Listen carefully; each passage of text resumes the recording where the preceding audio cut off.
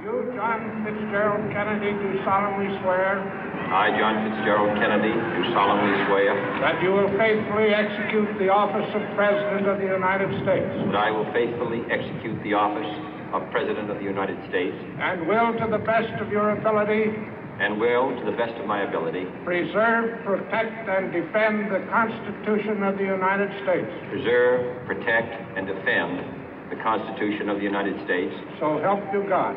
So help me God.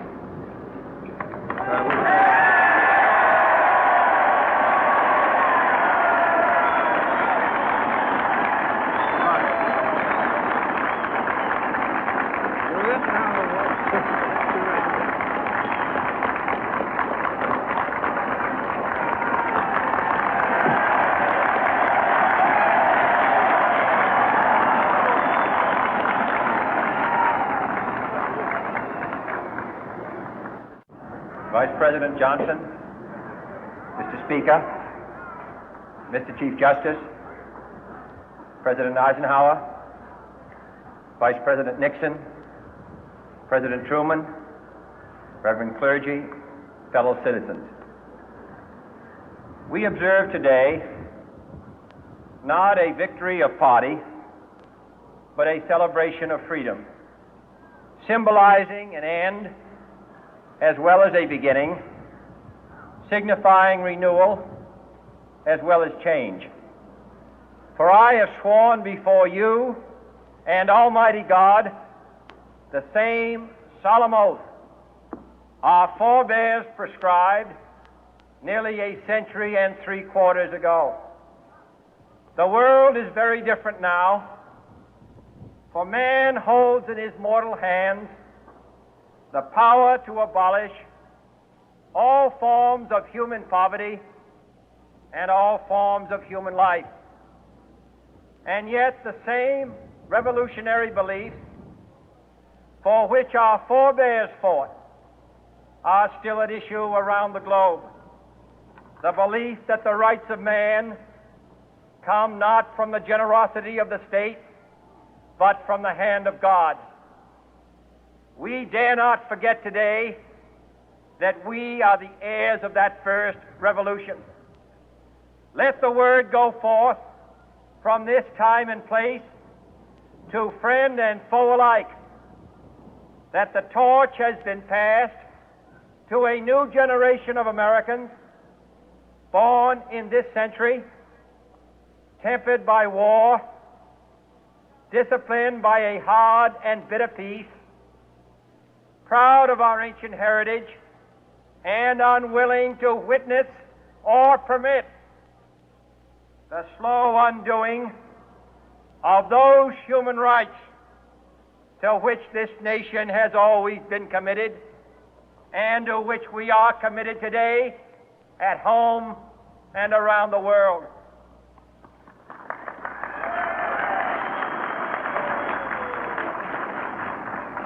Let every nation know, whether it wishes us well or ill, that we shall pay any price, bear any burden, meet any hardship, support any friend, oppose any foe to assure the survival and the success of liberty.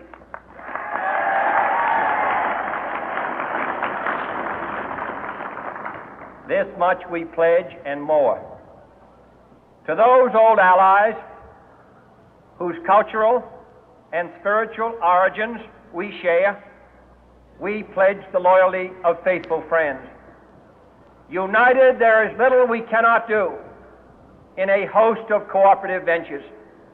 Divided, there is little we can do, for we dare not meet a powerful challenge at odds and split asunder.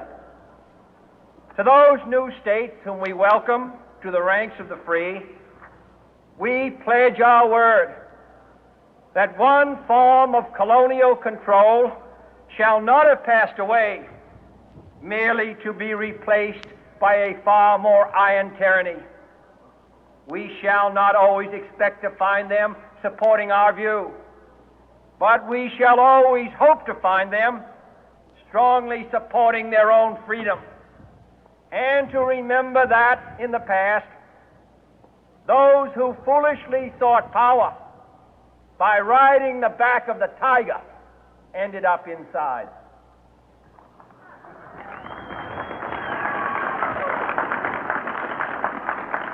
To those people in the huts and villages of half the globe struggling to break the bonds of mass misery, we pledge our best efforts to help them help themselves for whatever period is required, not because the communists may be doing it, not because we seek their votes, but because it is right. If a free society cannot help the many who are poor, it cannot save the few who are rich.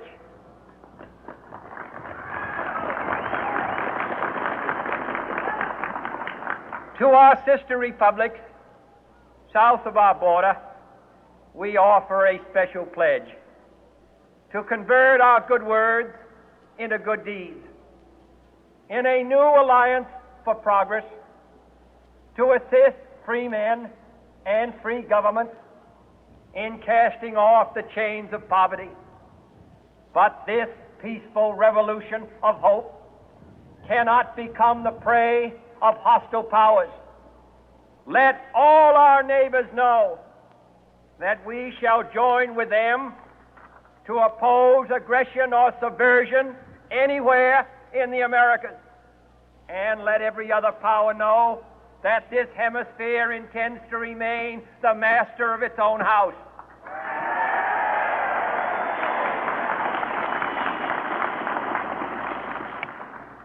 To that World Assembly of Sovereign States, the United Nations, our last best hope, in an age where the instruments of war have far outpaced the instruments of peace, we renew our pledge of support to prevent it from becoming merely a forum for invective, to strengthen its shield of the new and the weak, and to enlarge the area in which its writ may run. Finally, to those nations who would make themselves our adversary, we offer not a pledge, but a request that both sides begin anew the quest for peace. Before the dark powers of destruction, unleashed by science, engulf all humanity in planned or accidental self-destruction, we dare not tempt them with weakness, for only when our arms are sufficient beyond doubt can we be certain beyond doubt that they will never be employed. But neither can two great and powerful groups of nations take comfort from our present course, both sides overburdened by the cost of modern weapons, both rightly alarmed by the steady spread of the deadly atom, yet both racing to alter that uncertain balance of terror that stays the hand of mankind's final war. So let us begin anew, remembering on both sides that civility is not a sign of weakness, and sincerity is always subject to proof. Let us never negotiate out of fear, but let us never fear to negotiate.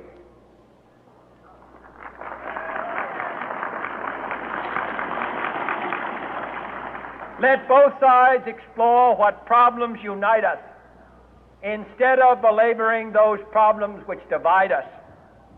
Let both sides, for the first time, formulate serious and precise proposals for the inspection and control of arms, and bring the absolute power to destroy other nations under the absolute control of all nations.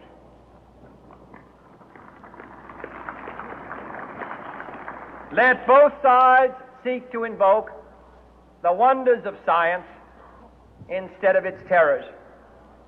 Together, let us explore the stars, conquer the deserts, eradicate disease, tap the ocean depth, and encourage the arts and commerce. Let both sides unite to heed in all corners of the earth the command of Isaiah to undo the heavy burden and let the oppressed go free.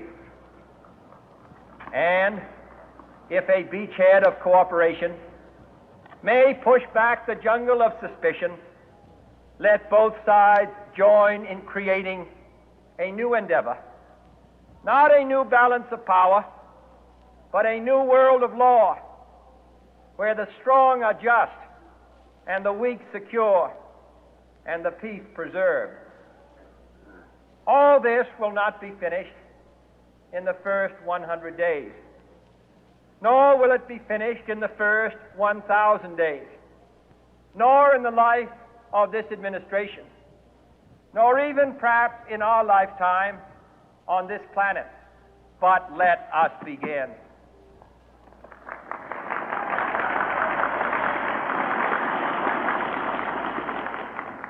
In your hands, my fellow citizens, more than mine, will rest the final success or failure of our course. Since this country was founded, each generation of Americans has been summoned to give testimony to its national loyalty.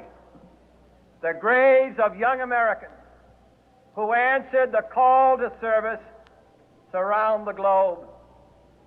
Now the trumpet summons us again, not as a call to bear arms, though arms we need, not as a call to battle, though in battle we are, but a call to bear the burden of a long twilight struggle, year in and year out, rejoicing in hope, patient in tribulation, a struggle against the common enemies of man, tyranny, poverty, disease, and war itself. Can we forge against these enemies a grand and global alliance, north and south, east and west, that can assure a more fruitful life for all mankind? Will you join in that historic effort?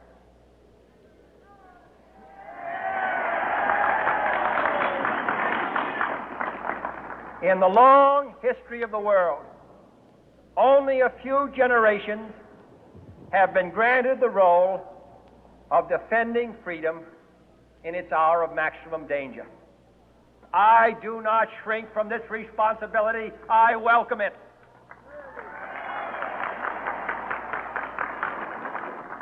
I do not believe that any of us would exchange places with any other people or any other generation.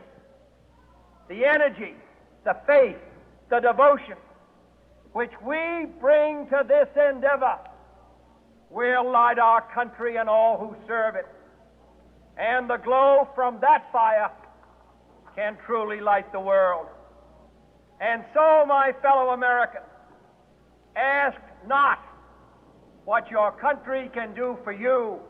Ask what you can do for your country.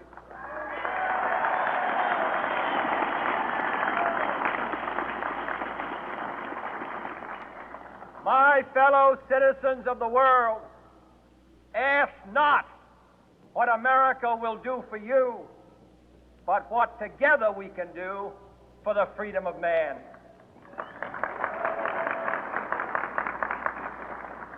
Finally, whether you are citizens of America or citizens of the world, ask of us here the same high standards of strength and sacrifice